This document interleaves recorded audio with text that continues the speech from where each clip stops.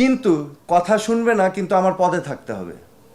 So আমি feel করেছি আমাকে এবং আমার পরিবারকে ঢাল হিসাবে ব্যবহার করা হচ্ছে।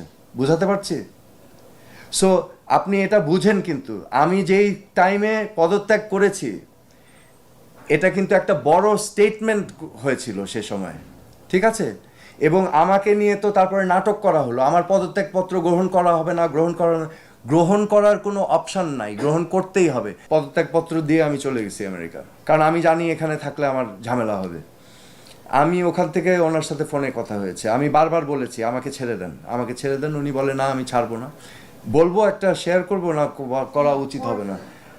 আমার লাইফের সবচেয়ে স্ট্রেঞ্জ টেলিফোন কনভারসেশন, খুব স্ট্রেঞ্জ।